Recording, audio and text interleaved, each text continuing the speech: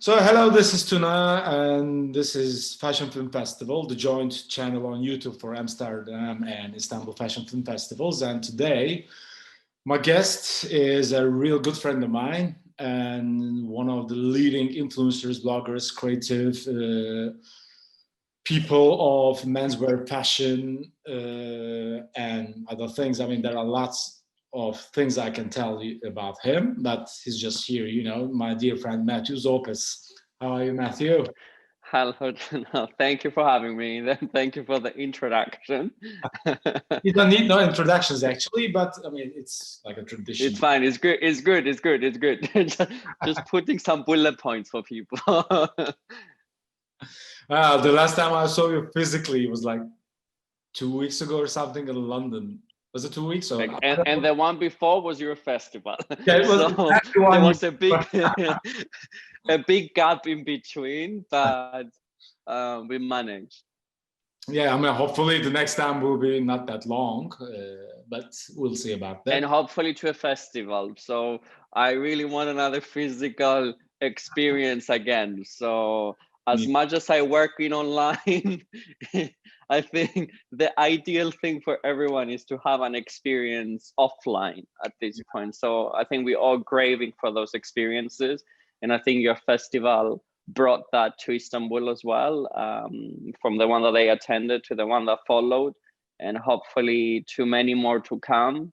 Hopefully we will all be able to do it and be there. And it's very, very important, very, very important to bring people together, to be physically present. I think everybody that interviews me, I always talk about digital and social media. So during the pandemic, I think I will be talking more about offline than online.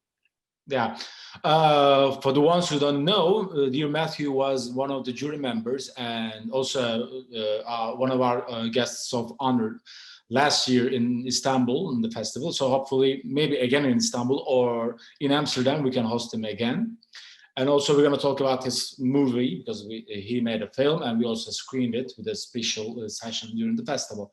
So I mean, let's start with your background, Matthew, because you are one of the very few people that comes to my mind when it comes to menswear blogging or menswear influencers. And how did you start being in this industry that we're all involved in? How did this gentleman blogger start?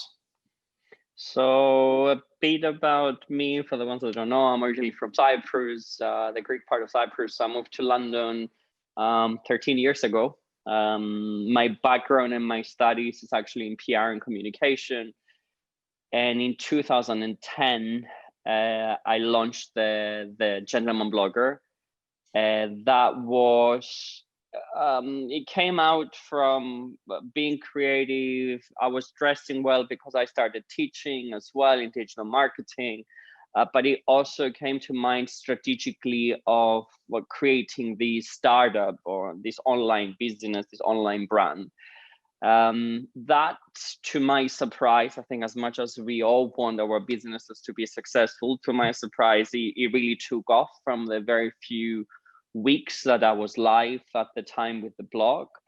And Diane Pernette herself gave the name of the Gentleman Blogger to me. So it was a great start. I was focusing only in menswear. I started photographing myself, wearing suits every single day. Then from fashion, it became a bit of a lifestyle. So it was all about eating at good restaurants, drinking the best drinks out there, getting a knowledge on, whiskey to watches, to cars, to festivals. And so the whole 360 of what a gentleman should be or what a modern young gentleman should be today. So that was kind of like the brand that myself and my team started building. That's already, it's going to be almost 10 years ago now. Of course, we had social media coming in that changed a bit of the narrative, changed a bit of the story. So everything became a bit more instant. It became daily. Then before it was twice a week. We will write a big story. Now it's all about shorter stories and daily content to keep engaged with the followers. And I have hosted all the way to parties with my community from the Gentleman Blogger. We did competitions and all the way to have our movie Make Believe that it was released last year, as well as after running to different film festivals around the world. Make Believe now is released on the gentlemanblogger.com. It captured, I think, my whole journey and the peak of menswear, menswear fashion weeks, menswear brands, and I think it captures something amazing. That it becomes a case study for a lot of people on what is an influencer, how much work goes behind all of these. And I think because a lot of people think that it is something very, very easy and something very brief.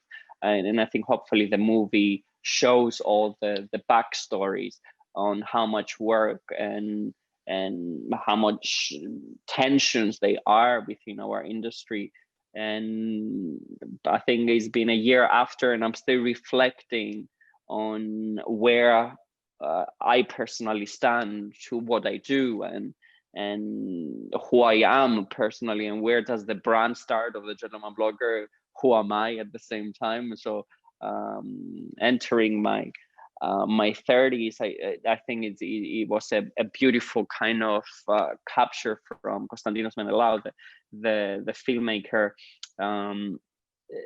that allowed me to kind of like look back on or look deeper inside to find again who I really am and what I stand for, and really change the way that I also communicate as well, my job and my images at this point. And so yeah, a lot of changes. So hopefully I gave you a good background. I think it's kind of like went everywhere at this point. A very short question, actually, because we talked about blogging. Do you still consider or call yourself a blogger, or do you use?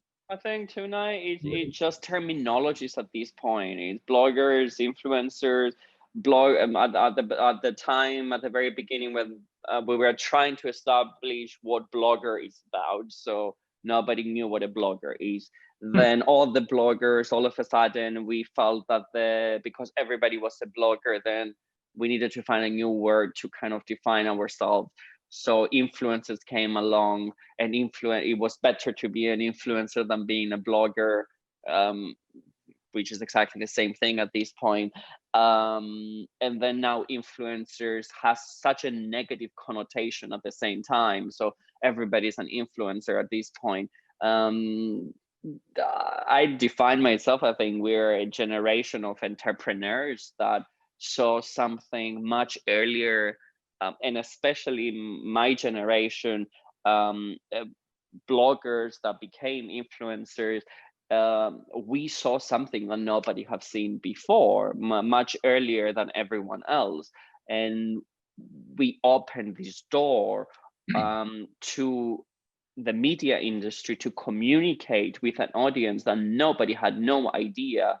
But even up to today, I would say a lot of brands have no idea how to work with their audiences or with their followers online.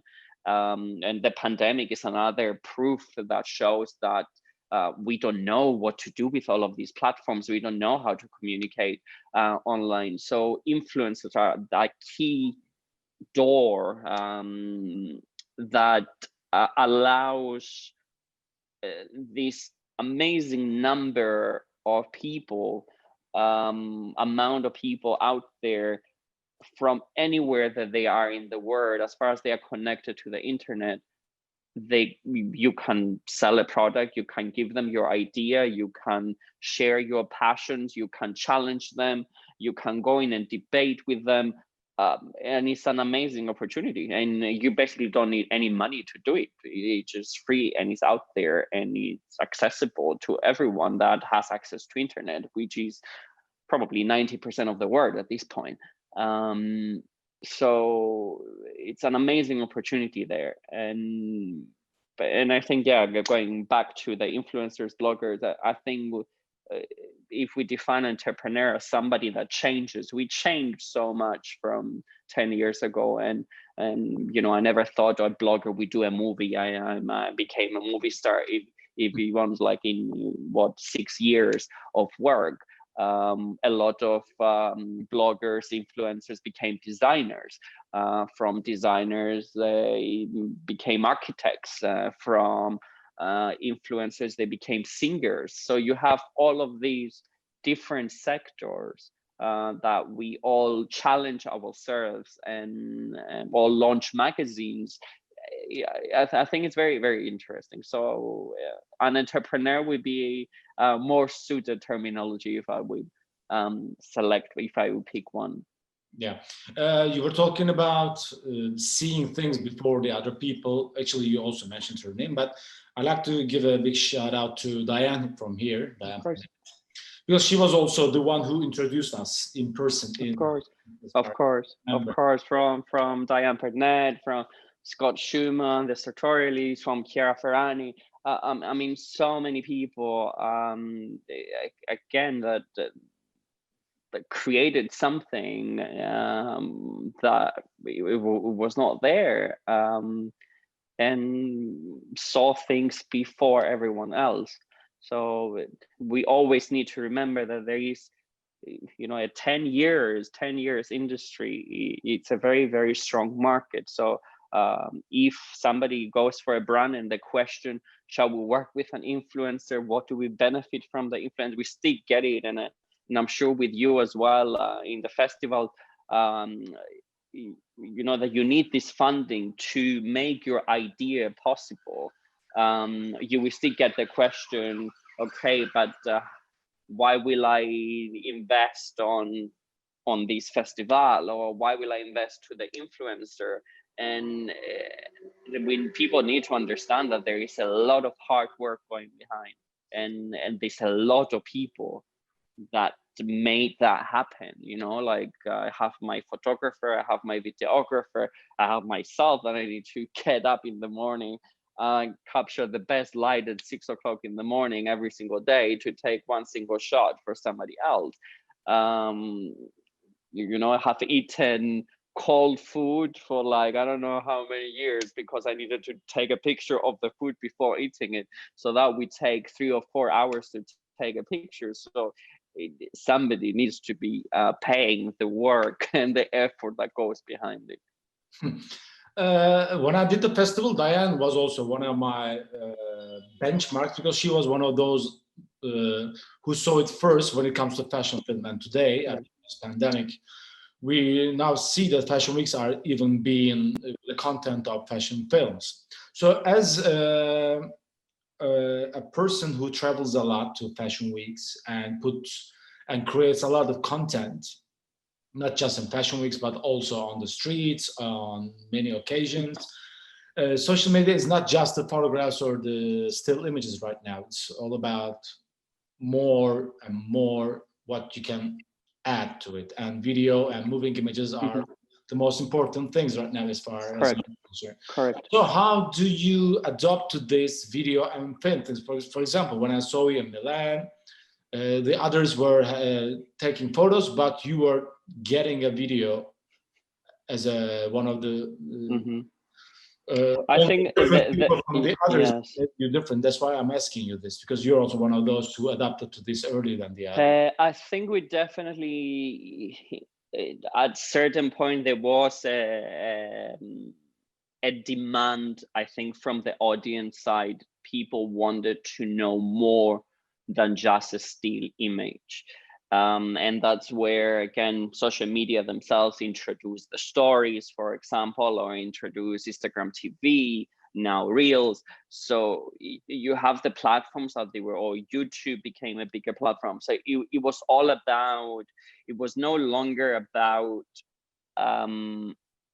how you look and where you are. So traveling was also one of the big things on pictures and locations and what you wear, but it was all about on how do you behave and how do you talk, and do you get sad at night, do you have a crisis, how do you unbox, how do you dress every day. So I want to see the movement. So I think the challenge that I face from my side and having this gentleman blogger thing, video takes much longer to produce something, and people wanted these videos to become instant. And that's where you had every single person out there, influencer, blogger, again, whatever you want to name them, that they will raise their phone and talk to the camera and go on. And then I think we had a huge moment like that, which from my side, I felt, I found it intrusive to my, to myself, that I think I was crossing the line, because I was giving a lot of more of me that I didn't really want to give. And I think I found something, you know, like certain things are personal. I mean, I couldn't get why people wanted to see me eating, you know, like, I mean, like, why will I share that? I will spend 4 hours to take one picture, the perfect image that I can control the content. But with the video, it's much harder to control. So I think that was the challenge for me, to kind of like let go and allow content that it was backstage, allow content of the making of,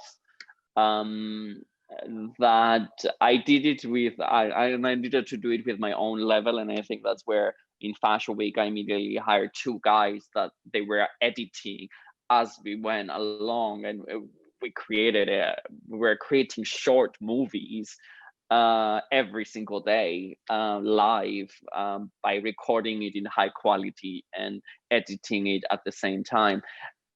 So we created something very, very unique that a lot of brands up to today, they don't have the speed or the content quality that we had. And I think the movie came as a gift to my readers, or to my followers, that I needed to do it my way, this video content. So that's why I came in. Okay, I'm not gonna raise the phone and talk to my stories, but I will create a movie out of it that I will be showing around the world and release it out there. And I think that's where the idea of the movie came. That was like, okay, we need to capture this. I don't want to do it live. I want somebody to sit and follow me, and then we reflect on it, we edit it, we see it again and again, and improve it and make it what we want to make it, and then release it out there. So I'm still a bit of a control freak there, and video, it's tough. And I mean, we're talking about videos and the locations and the past. And now we're actually past December, middle of December. And in a few weeks, the Fashion Week calendar is going to start again. So what do you think of this new era of Fashion Week? Some are doing physical shows. Some are totally online and doing some films, pre-recorded ones. Some are some hybrid things, calling themselves digital, even like physical and digital. And what do you think? I mean, is this going to be the new normal, or if everything goes back to normal with the vaccinations or other things in the midterm future, do you think we're going back to the old normal again, or? I mean, is anything going to change? That's my question. I think it's very challenging. I think there is a lot of people that they want to do things differently, including myself. I think we have realized, yourself as well, Diane as well, you know, with fashion film festivals. Diane, is it her 10th, I think, by now, or more? And we still haven't realized that, you know, film is so important. And we came for a pandemic to reinforce the idea of a fashion film. but we knew it 10 years ago, and people have been doing it. It just has not been the first thing that they would do, because they were stuck on, okay, the only way to present a collection is get 350 people in a room and create this experience. It's very, very important that there is an element of an experience, and you have designers and brands out there that they offer you that experience. And I think those brands should continue to do the shows, and they will continue to do the shows, because again, their shows, it's simply an experience. It's not a showcase of collections, it is an experience. However, the rest around these shows, I think that's what I would like for them to disappear, or create something new, a new way of communicating their collections, because they have nothing to offer in the traditional form of a fashion show. So I think January will be again a very similar new year with the last year. So it will be exactly the same, the same confusion happening. And for the January menswear show and for the February women's wear show, and I would probably say even for June for the menswear again, I think we're gonna be this very, very similar summer as the pandemic summer that we had. And what I see, I think I constantly see these two forces, and I think you see it as well. It's one force of people saying that we will wait and we want to do things as we used to do them before, and one force that say it's all about the change. And not too sure which one of the two forces will win, because again, we need to consider sustainability is coming in as a huge force there, and we go down the route of sustainability, of doing things right and sustainable and ethically and democratic, if you want as well. We will all be looking at changing the existing platforms that we're having, the traditional platforms.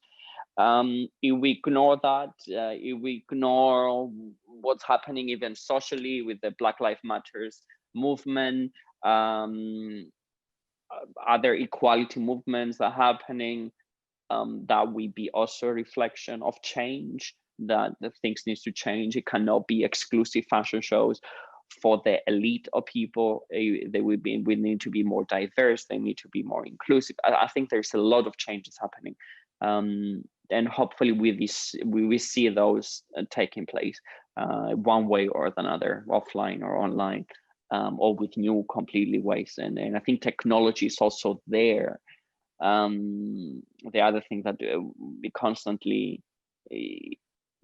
I'm also lecturing in a lot of universities here in the UK, and during the lockdowns that we all switched to the online teaching, I was gutted to realize that the only platform that we all familiar with will be video and sound, and there is absolutely nothing else out there that we can actually use from technology, which I find completely bizarre. While we all talking about innovation and new things, and I'm like, it's still like me being a teenager back in, I don't know, Microsoft Chats and MIRC at the time, that it's all about, it's exactly the same level. So, and I believe technology is out there. It has not just commercialized itself for us to kind of, I don't know, maybe we should be already on VR glasses that we can communicate in a 360 in a virtual reality environment. So certain things needs to improve. We definitely need to catch up from the fashion side as well. And they will be that force as well. Yeah. We talked about the fashion communication this feature, but also we can talk about menswear in general, because, you know, I love suits. You obviously love suits. And, you know, this new times, most people are working from home. They don't go to offices. or restaurants, bars are closed, so we cannot socialize as much as we did before. So that's why not just men, also women, everyone doesn't dress up as they used to. How do you see the brands or the designers will cope with this, or any people who love the suits, for example? I mean, what are we going to do? Where are we going to wear these suits? What do you think? I will tell you one of the case studies I was reading I think a few months ago, just after the second lockdown here in London, from the tailors in Savile Row, because there was all of these articles of companies going bankrupt here in the UK, and very, very big high street brands also disappearing. And then an article from Savile Row that they were asking the tailors, what is the future for you guys, because people don't have occasions to go, they don't have a social life that they will wear a suit, or the girls with the dresses and stuff, that people are not dressing up and everybody is dressing down. And it was a very, very interesting quote. The guy was saying that as soon as this is over, people will want to dress up and they will want to top up their experience, because they will be so bored of all of this casuality from the home. And I think it will be a massive trend that we will return back to full suiting again. And I think through the years you will see it as well. We all relax it, you can't take the tie off, you will take the shirt off, you will put a t-shirt underneath. So but I think we will have the reverse happening, and from the designers themselves and from the brands themselves. So we're going to go back again to, okay, let's get the shirt on, let's get the tie on. There was a moment that the ties disappeared completely from brands. So you will not see one single suit with a tie on a catwalk. But I think it will definitely come back, and it will be also demanded from the people. I think people will want to dress up well again, sharp. The suit has, and I think you feel it as well, this power as soon as you put a blazer on.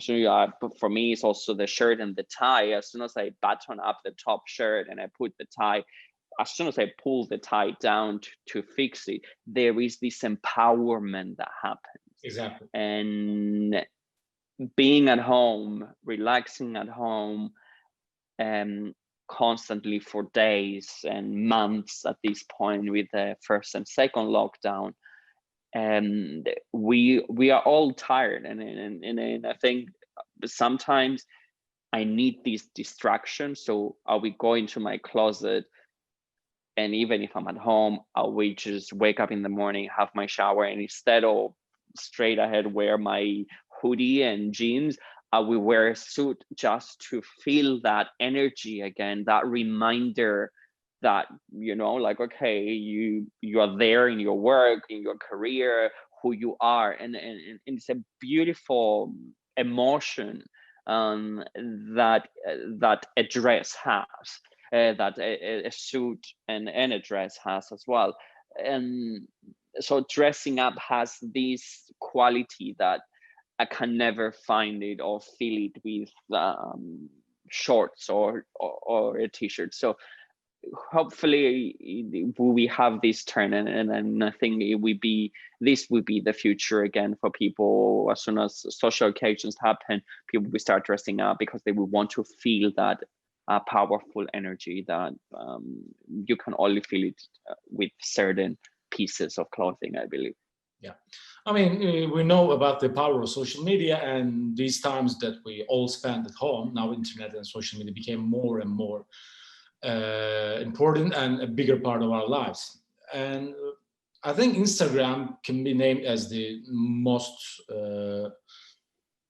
important media.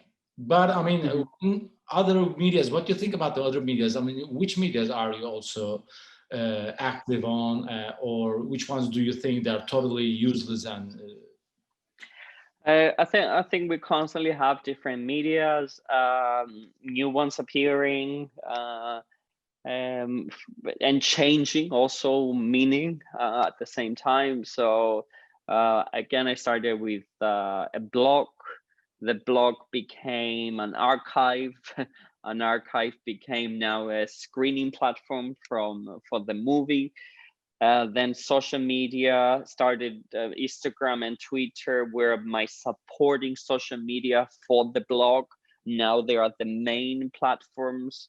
I used to tweet quite a lot. I'm still there, but now I'm just sharing my Instagram content back on Twitter. So Instagram for me is the main platform. YouTube, I only have the movie. And again, going back to what I said before, I found sharing my life on video constantly a kind of the difficult thing to do. So I just released the movie. And of course you have TikTok coming in, but I will also place it on different generations as well. And I think as much as I would like to have you know, younger audience and more audience and bigger numbers and bigger amount of people and influence the youth, if you want, I think we are reaching to a point also that, you know, this is my generation's platform. Let me take this and grow with you. You know, I don't need to adapt to the next thing. They have done enough adaptations up to this point, and you know, there are brands out there very well established that, you know, their consumer, the person that they will walk into the store will be somebody between their 30s and 40s, and then all of a sudden they're gonna go and invest thousands and thousands of money to TikTok that is for 10 years old.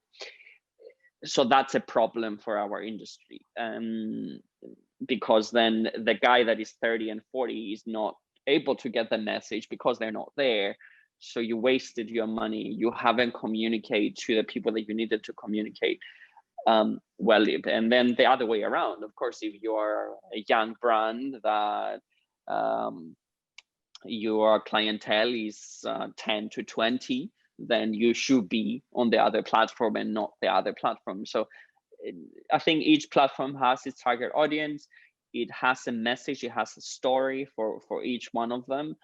It also something that we also need to be aware that they constantly change. It's not something that is fixed. For example, lately Instagram seems to be turning a platform for shopping.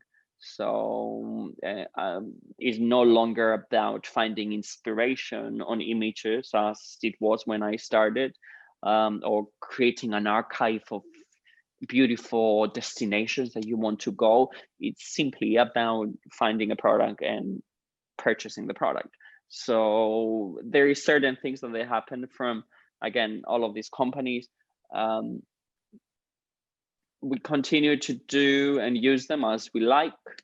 If we don't find the use of it at a certain point, I think we will all transition to a different platform. And you know, we also consider them, you know, like, it's not my Instagram is not my business. You know, myself, I'm the business to myself. I don't know how to phrase that. And Instagram is just supporting. It's just a channel. So if I need to know that, okay, if that channel disappears, what do I do? Do I still have an audience? Yes, and I do still have an audience. If I walk down to Oxford Street, if I want to walk down to Bond Street, somebody we call my name, or somebody we come and talk to me and tell me, okay, I remember that image that you posted 10 years ago, and I recognize your style. So my audience is still there, and I can influence them offline if I want to. So yeah, we always need to be aware of these platforms, understand them, understand who they targeting, what they are about, and it is up to us on which ones to use and how to use them. Yeah. You were talking about the different generations when you were talking about social media.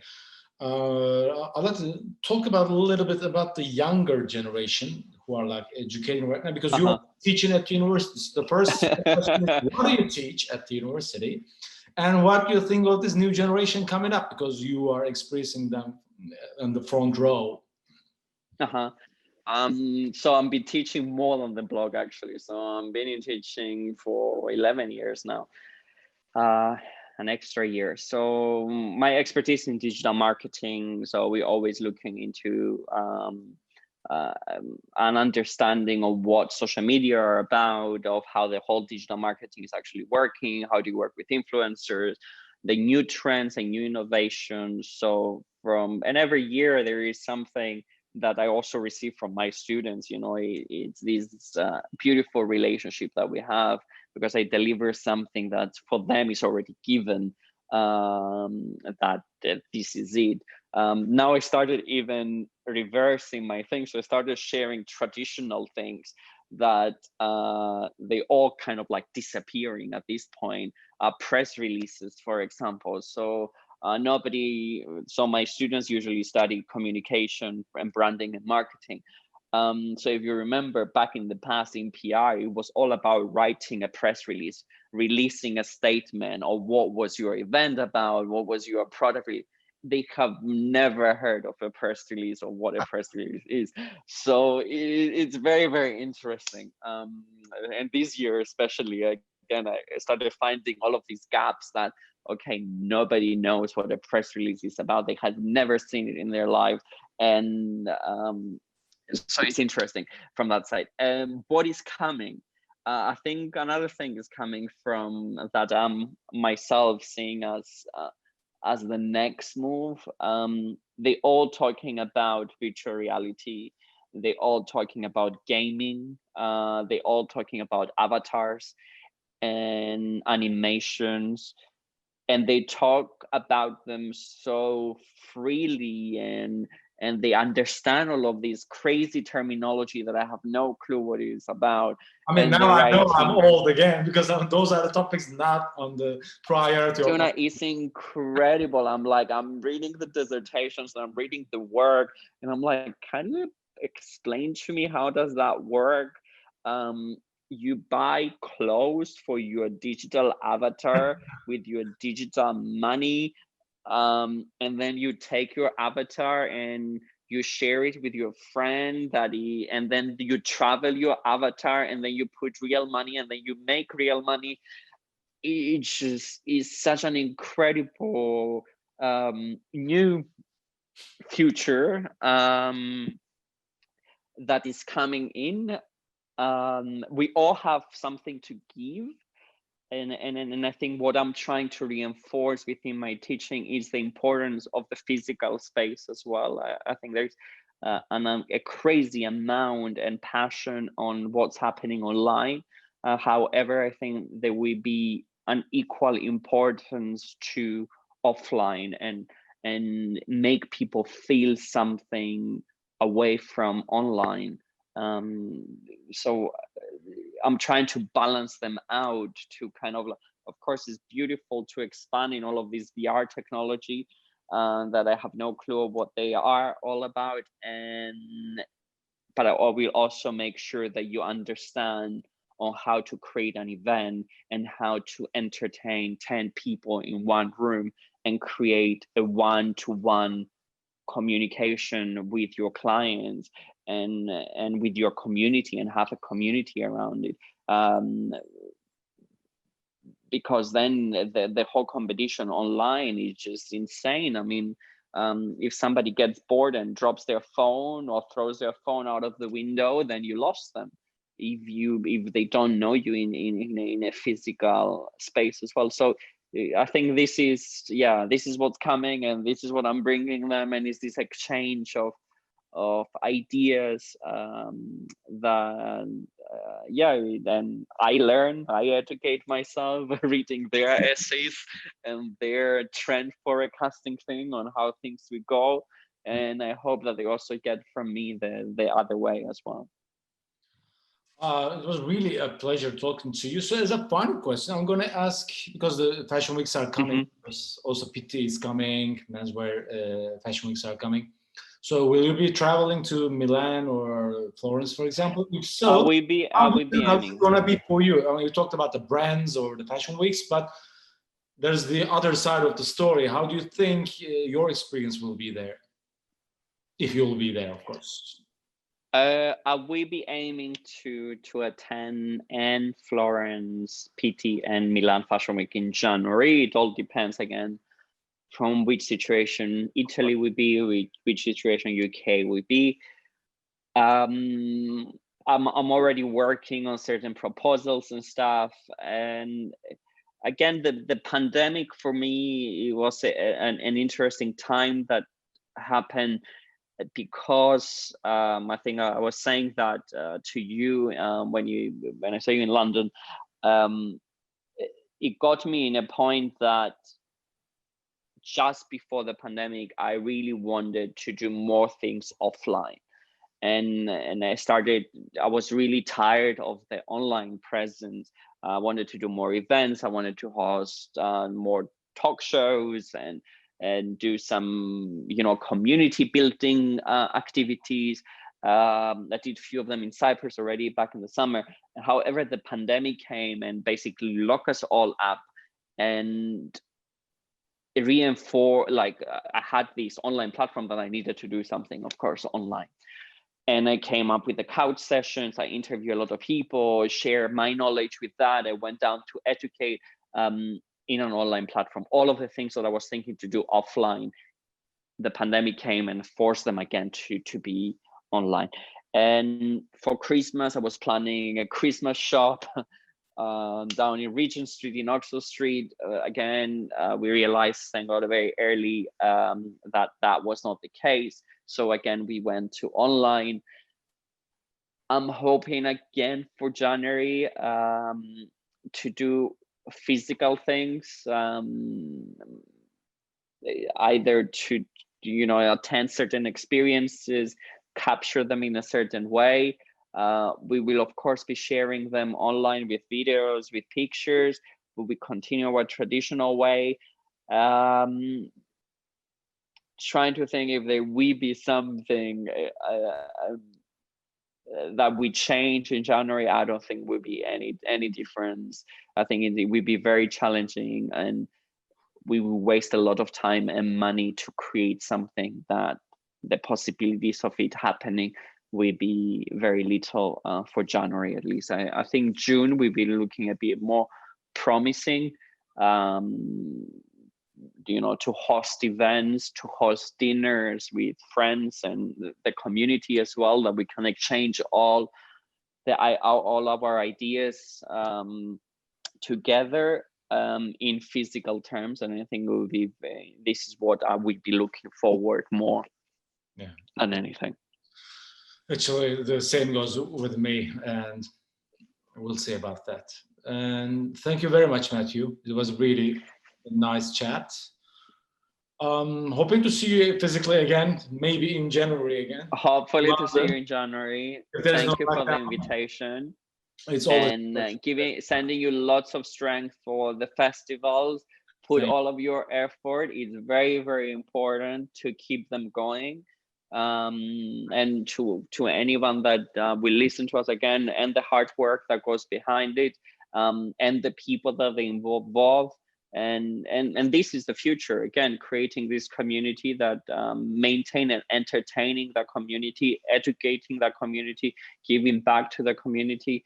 It's very, very important, and I think we are very lucky to be working in this industry, and we reached a point that we are there where we want to be. And the pandemic, we will do things differently, and it would be a beautiful challenge and a great future ahead for both of us.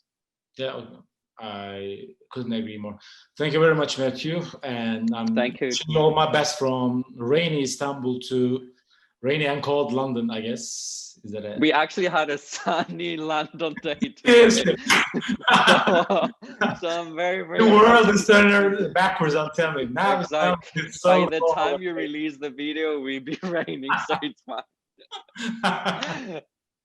Also, the Christmas and New Year's is coming. Merry Christmas and Happy New Year, Matthew. Perfect. Thank you. Happy holidays, everyone. Thank you. Bye.